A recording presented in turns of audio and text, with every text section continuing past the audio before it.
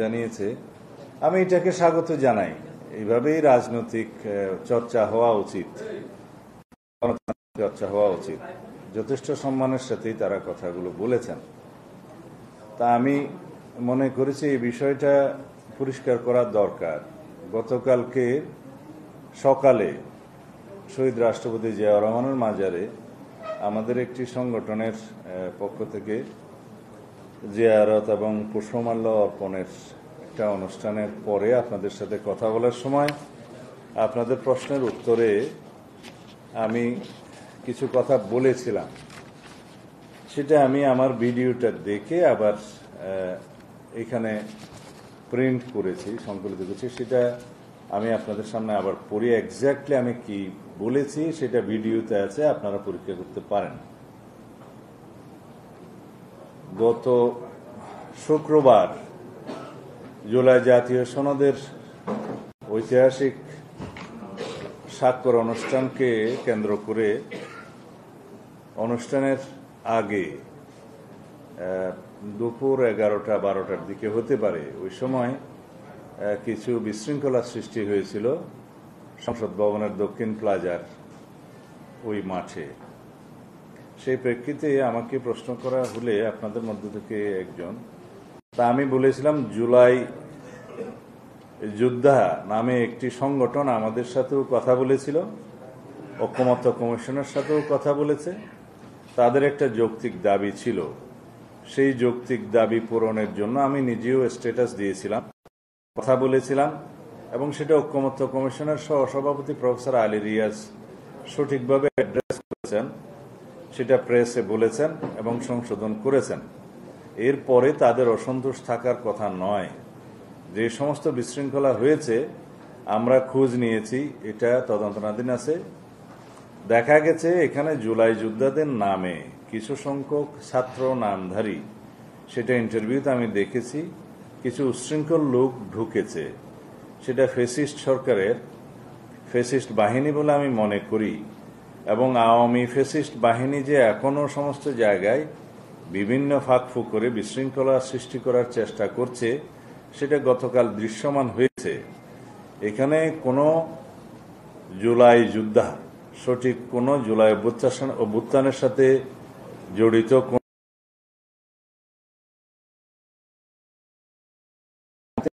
না, স্পষ্ট বক্তব্য।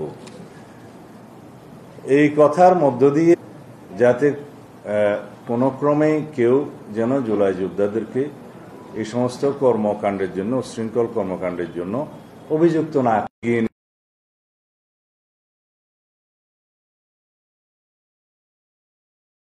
এবং আমরা এই শক্তিকে ব্যবহার করে আগামীতে আমাদের জাতিকে এগিয়ে নিয়ে যেতে চাই, বিনির্মাণ করতে চাই একটি শক্তিশালী গণতান্ত্রিক রাষ্ট্র, সমাজ এবং রাষ্ট্র কাঠামো। সেই জন্য আমরা সবসময় তাদেরকে সম্মানের চোখে দেখেছি, দেখব, দেখতে হবে। আমি সেই দিন জুলাই যোদ্ধাদের একটি সংগঠনের নেতা, সম্ভবত ওনার নাম জাহিদ অথবা জেহাদ হতে পারে, আমি তার সঠিক উচ্চারণটা জানি না, জেহাদই হবে, তাদের সাথে আমরা যোগাযোগ করেছিলাম। তারা আমাদের সাথে কথা বলে জুলাই জাতীয় সনদের অঙ্গীকারনামার 5 নম্বর দফা সম্পর্কে আপত্তি জানিয়েছিল। আপনারা জানেন সেই যেভাবে লেখা ছিল, সেই লেখাতে একটা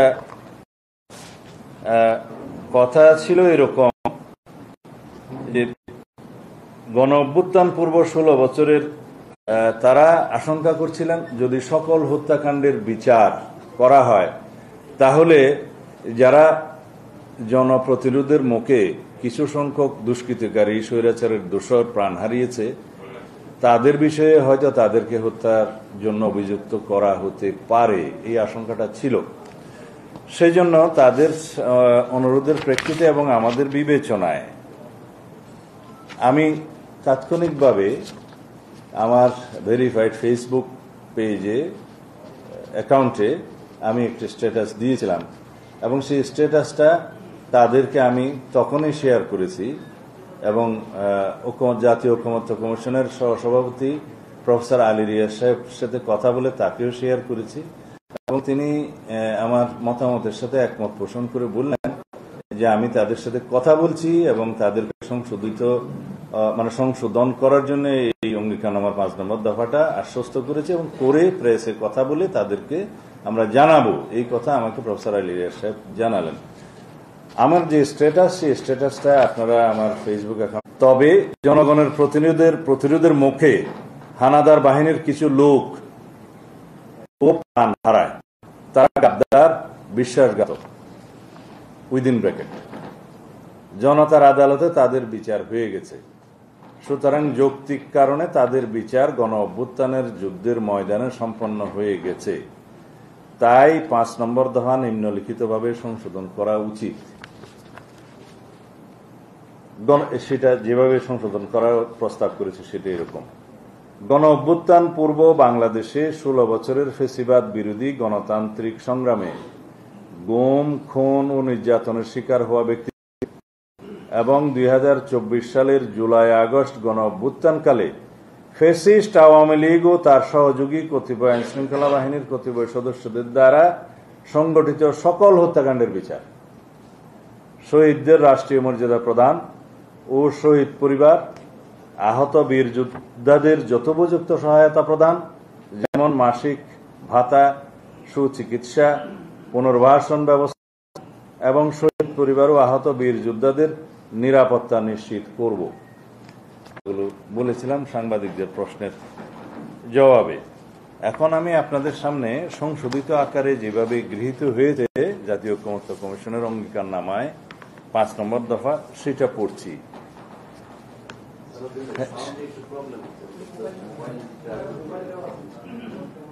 আগের কথাগুলো সঠিকভাবে শোনা গিয়েছে?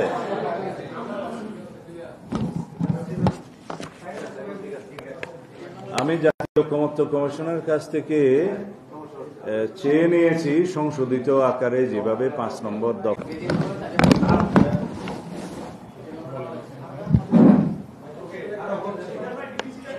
ঠিক আছে, এখন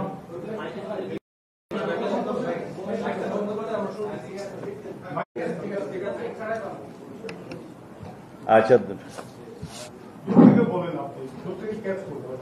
ঠিক আছে, এখন ঠিক আছে। জাতীয় ঐকমত্য কমিশনের কাছে আজকে সকালে আমি সংশোধিত ভার্সনটি জোগাড় করেছি, সেটা আপনাদের সামনে পড়ে শোনাই। 5 নম্বর দফা অঙ্গীকারনামার: গণ অভ্যুত্থান পূর্ব বাংলাদেশে 16 বছরের আওয়ামী ফ্যাসিবাদ বিরোধী গণতান্ত্রিক সংগ্রামে গুম, খুন ও নির্যাতনের শিকার হওয়া ব্যক্তিদের প্রস্তাবের বাইরেও আরো শক্ত করে এই কথাগুলো লেখা হয়েছে, সেটা ভালো হয়েছে। আহত বীর যোদ্ধাদের আইনগত দায় মুক্তি, মৌলিক অধিকার সুরক্ষা ও নিরাপত্তা নিশ্চিত করব, এইভাবেই সংশোধিত হয়েছে অঙ্গীকারনামার 5 নম্বর দফা। সেটা জাতীয় ঐকমত্য কমিশনের সহসভাপতি প্রফেসর আলী রিয়াজ সাহেব তাৎক্ষণিকভাবে প্রেসে এই সংশোধিত বক্তব্যগুলো তিনি দিয়েছিলেন, তারপরে তারা সন্তুষ্ট হয়ে স্থান ত্যাগ করেছেন। এখানে অবশ্য একটা শব্দ রিপিটেশন হয়েছে, আমি খেয়াল করলাম এই ভাষার মধ্যে, হয়তো তাড়াহুড়োতে করেছে, বাট এটা হার্মফুল নয়। আমার বক্তব্য হলো, জুলাই গণ অভ্যুত্থানের, ছাত্র গণ অভ্যুত্থান 2024-এর ভূমিকা আমাদের জাতীয় জীবনে একটি লিডিং ফোর্স, ড্রাইভিং ফোর্স, আমাদের জাতিকে এগিয়ে নিয়ে যাওয়ার জন্য একটি শক্তি, আমাদের ফ্যাসিবাদ বিরোধী জাতীয় ঐক্য। এর মধ্যে কোন রকমের কোন কলঙ্ক, দাগ স্থাপন হোক, সেটা আমরা কখনোই চাইতে পারি না। যে কোনো বিষয়ে বক্তব্য দেওয়ার সময় আমরা যেন এই বিষয়ে সাবধানতা অবলম্বন করে আমরা নিজেরা এবং সবাইকে সে আহ্বান জানাবো। এই প্রেক্ষিতে বাংলাদেশ জামায়াত ইসলামের সম্মানিত আমির একটি স্ট্যাটাস দিয়েছে, আমি দেখলাম, তাতেও তিনি আহ্বান জানিয়েছেন যে জুলাই যোদ্ধাদের ফেসিবাদের দূষণ নামে অভিহিত করে বক্তব্য দেয়া উচিত নয়, সে বক্তব্যের সাথে আমি একমত এবং সেই বক্তব্যকে ধারণ করা আমাদের সকলের উচিত, তাদেরও উচিত। কিন্তু আমাদের বক্তব্য নিয়ে কাটিং করে বিভিন্নভাবে অপব্যাখ্যা দেয়া থেকে সর্বমহলকে বিরত থাকার জন্য আমি অনুরোধ জানাব। যারা এই প্রেস ব্রিফিংয়ে কথাগুলো বলেছেন তাদেরকে আমি সম্মান করি, যারা জুলাই গণ অভ্যুত্থানের শক্তি হিসাবে নিজেদেরকে পরিচয় দেন এবং জুলাই গণ অভ্যুত্থানের শক্তিকে ধারণ করে নতুন রাজনৈতিক দল সৃজন করেছেন, তাদের উজ্জ্বল ভবিষ্যৎ কামনা করি। কারণ জাতীয় জীবনে আমরা মনে করি এই নতুন প্রজন্মের নেতৃত্বকে আমাদেরকে এগিয়ে দিতে হবে এই জাতির প্রয়োজনে। তারাই ভবিষ্যতের রাষ্ট্রনায়ক, তারাই ভবিষ্যতে এই রাষ্ট্র পরিচালনা করবে, গণতান্ত্রিকভাবে বাংলাদেশকে এগিয়ে ভবিষ্যতেও তারা সেই গণতান্ত্রিক চর্চাকে অব্যাহত রাখবেন বলে আমি বিশ্বাস করি। এটাই ছিল আমার বক্তব্য। আমি আপনাদেরকে আজকে কষ্ট দেওয়ার জন্য দুঃখ প্রকাশ করছি। যদি এরপরে আপনাদের কোনো প্রশ্ন থাকে আপনারা করতে পারেন।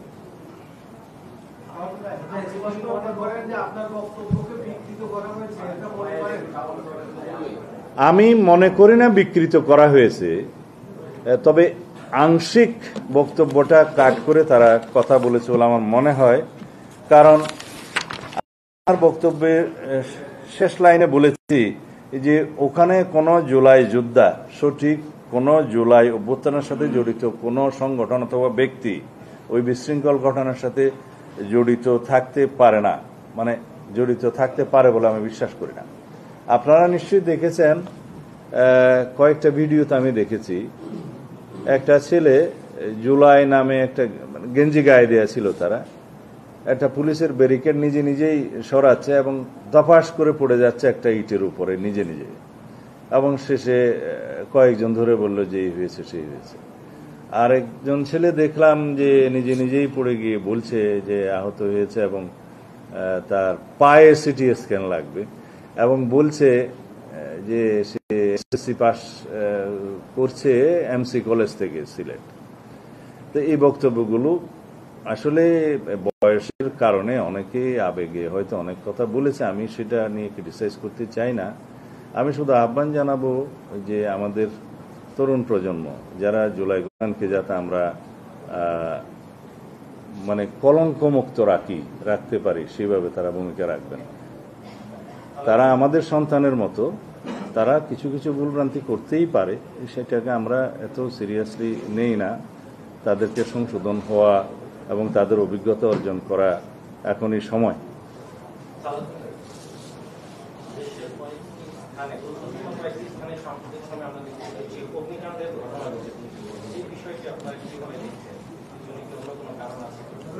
এটা অন্যভাবে আমার মনে হয় পরে কথা বলা যাবে, কারণ বিষয়গুলো তদন্তনাধীন আছে।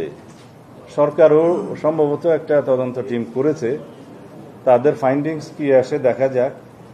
তবে আমার মনে হয় কিছু কিছু ঘটনা একই সূত্রে গাথা, যে দেশে একটা অস্থিরতা সৃষ্টি করার জন্য হয়তো বা এগুলো করে থাকতে পারে কোনো কোনো গোষ্ঠী, তার সাথে হয়তো পতিত ফেসিবাদের দোসররা এবং পতিত ফেসিবাদ জড়িত থাকতে পারে, তবে সেটা তদন্ত করার আগে বলা যাবে না। ধন্যবাদ।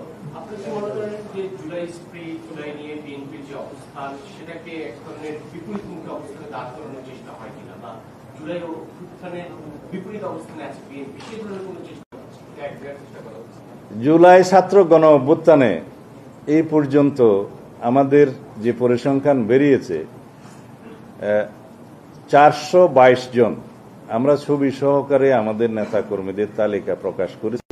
আরো বেশি হবে যারা জুলাই ছাত্র গণ অভ্যুত্থানে নিজেদের প্রাণ বিসর্জন করেছেন, শহীদ হয়েছেন। দীর্ঘ 16 বছরের ফেসিবাদ বিরোধী গণতান্ত্রিক আন্দোলনে বাংলাদেশ জাতীয়তাবাদী দলের যে ভূমিকা, যে সংগ্রাম, যে ত্যাগ করেছে, সেই রক্তের সিঁড়ি বেয়েই জুলাই গণ অভ্যুত্থান সংগঠিত হয়েছে। এখানে শুধু বিএনপি নয়, বাংলাদেশের ফেসিবাদ বিরোধী গণতান্ত্রিক রাজনৈতিক দলগুলোর অবিরাম সংগ্রাম আত্মত্যাগ, রক্তদানের মধ্য দিয়েই কন্টিনিউয়াসলি সেই রক্তের সোপানগুলো তৈরি হয়েছে।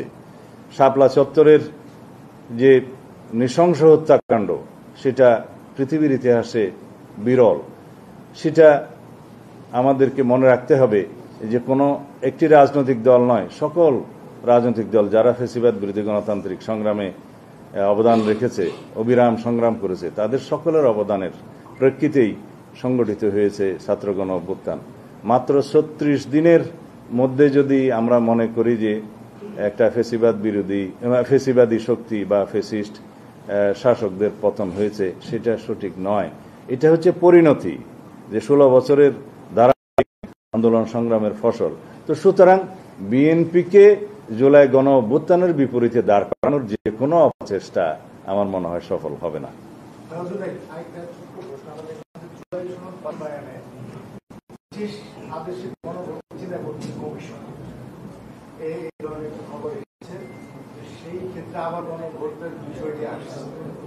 এটা নিয়ে তো আলাদাভাবে কথা বলতে হবে, আবার সনদে চলে আসলা। জুলাই সনদ স্বাক্ষরিত হয়েছে, এই ঘটনা আমাদের জাতীয় জীবনে ঘটনা স্মরণীয় হয়ে থাকবে বাংলাদেশের ইতিহাসে। যতদিন বাংলাদেশ থাকবে, বাংলাদেশের ইতিহাস থাকবে। এই জুলাই জাতীয় সনদ বাস্তবায়ন সংক্রান্ত যে কোনো প্রক্রিয়া, যেগুলো আমরা একমত হয়েছি, বা কেউ কেউ গণভোটের তারিখ নিয়ে হয়তো বিভিন্ন রকমের প্রস্তাব আছে, এগুলো প্রক্রিয়া, কিন্তু বাস্তবায়ন হবে। পরবর্তী জাতীয় সংসদ সেই প্রস্তাবগুলো গ্রহণ করতে যাতে বাধ্য থাকে, সেজন্য গণভোটের প্রস্তাব আমরা করেছি। কেউ কেউ বলছে যে গণভোটে রাজি হয়েছে, নয়, সেটা আমারই প্রস্তাব ছিল, আমাদের পক্ষ থেকে প্রস্তাব ছিল যে সার্বভৌম জনগণের সম্মতি নেওয়া প্রয়োজন, যেহেতু এখানে সংবিধানের কিছু মৌলিক কাঠামো পরিবর্তন সংক্রান্ত প্রস্তাব আছে। সেই বিষয়ে জাতীয় সংসদে সংবিধান সংশোধিত হওয়ার পরেও আবারও গণভোটে যেতে হবে জনগণের সম্মতির জন্য, আর্টিকেল 142 অনুসারে। আর তার সম্মতি নেওয়ার বিষয়টা এই জন্যই আসছে যে সকলেই চায় যেন একটা আইনি বাধ্যবাধকতা বা আইনি ভিত্তি রচনা করা হয় জুলাই জাতীয় সনদের জন্য। এটা আমরা সবাই আলোচনা করে দেখেছি, তার জন্য আইনি ভিত্তি দেওয়ার প্রয়োজন আছে, এবং সেটা যদি সার্বভৌম জনগণের পক্ষ থেকে সম্মতি আসে, তাহলেই হবে সবচেয়ে শক্তিশালী আইনি ভিত্তি, এবং সেটা বাস্তবায়ন করতে পরবর্তী জাতীয় সংসদ এবং সংসদের সকল সংসদ সদস্য বাধ্য থাকবে জনসম্মতির কারণে। সেখান থেকে পিছিয়ে যেতে পারবে না। ব্যাপারটা এমন নয় যে শুধু সনদে অন্তর্ভুক্ত বিষয়গুলোই গ্রহণ করা হবে, সনদের বাইরেও জনগণের চাহিদা মোতাবেক, রাজনৈতিক অঙ্গীকার মোতাবেক আরো অনেক সংশোধনী গ্রহণ করতে পারবে। এখন কথা থাকলো সেটা কিভাবে বাস্তবায়ন হবে। গণভোট অনুষ্ঠিত হবে, এবং সেই গণভোটের জন্য তার আগে একটি সরকার প্রজ্ঞাপনের মাধ্যমে সনদটাকে প্রকাশ করবে, গেজেটের মাধ্যমে প্রকাশ করবে, সেখানে এই কথাগুলো ব্যক্ত থাকবে। এবং সেই প্রজ্ঞাপনকে যদি আমরা আদেশ হিসেবে বলতে চাই, এখানে আবার তো সংবিধান বলতে হয়, তাহলে এটা আর্টিকেল 152 অনুসারে যে সমস্ত সংজ্ঞাগুলো দেয়া আছে, সেই সংজ্ঞার মধ্যে আইনের যে ভিত্তি রচনা করার জন্য যে সংজ্ঞাগুলো, যেমন সংবিধান উপরে, তারপরে হচ্ছে আইন, তারপরে বলা হয়েছে অধ্যাদেশ, অধ্যাদেশ করা হচ্ছে আদেশ, 4 নম্বর, এরপরে বিধি বিধান এবং প্রজ্ঞাপন, এগুলো সবই হচ্ছে সিরিয়াল ক্রমিক অনুসারে আইন। যেমন রাষ্ট্রের সর্বোচ্চ আইন সংবিধান, তারপরে পার্লামেন্টের আইন এনাক্টমেন্ট যেটা, তারপরে হচ্ছে অর্ডিন্যান্স প্রেসিডেন্টের, তারপরে হচ্ছে আদেশ, তারপরে প্রজ্ঞাপন, রুলস, এগুলো হচ্ছে ক্রমিক নাম্বার অনুসারে। তো এখানে আদেশের স্ট্যাটাসটা বলাই আছে, এবং সেই আদেশটা কে জারি করতে পারবেন সেটা সংবিধানেও উল্লেখ আছে। সেই আদেশের স্ট্যাটাস কি হবে আমরা বলেছি ইট ইজ বিলো অর্ডিন্যান্স। সেদিন আমার বক্তব্যে বলেছিলাম ঐক্যমত্য কমিশনে, সেটা করতে পারে, তবে তাৎক্ষণিকভাবে প্রয়োগের ক্ষেত্রে যেই অসাংবিধানিকতা, সেটাকে আমরা পরিহার করতে পেরেছি কারো কারো যে প্রস্তাব ছিল কোনো কোনো দলের। কারণ তাৎক্ষণিকভাবে সংবিধানকে অ্যামেন্ডেড হয়েছে বলে কার্যকর করা যায় না, সেই কোনো আদেশ এটা সংবিধান সম্মত নয়, জুডিশিয়ারি সেটা মানবে না। সেখান থেকে যারা প্রস্তাব করেছিল তারা নিজেরাই সরে এসছে বুঝে শুনে, তা আমরা তাদেরকে ধন্যবাদ জানিয়েছি। এখন দেখা যাক সরকারের কাছে জাতীয় ঐকমত্য কমিশন কিভাবে সুপারিশটা দেয় সেই বিষয়ে মাননীয় প্রধান উপদেষ্টা আরও আলাপ আলোচনার কথা বলেছেন। আমরা সবসময় আলাপ আলোচনাতে বিশ্বাস করি এবং নিয়মতান্ত্রিক পদ্ধতিতে এই রাষ্ট্র পরিচালিত হোক সেটাতে আমরা বিশ্বাস করি এবং আশা করি সেভাবে আমরা যাব। ধন্যবাদ।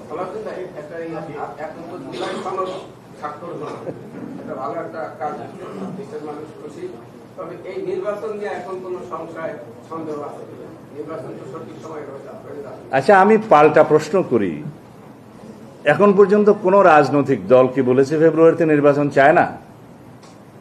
জানা থাকলে বলুন। সবাই বলেছে ফেব্রুয়ারিতে নির্বাচন হতে হবে, ফেব্রুয়ারির প্রথমার্ধে। তো তাই যদি হয় তাহলে সংশয় থাকবে কেন?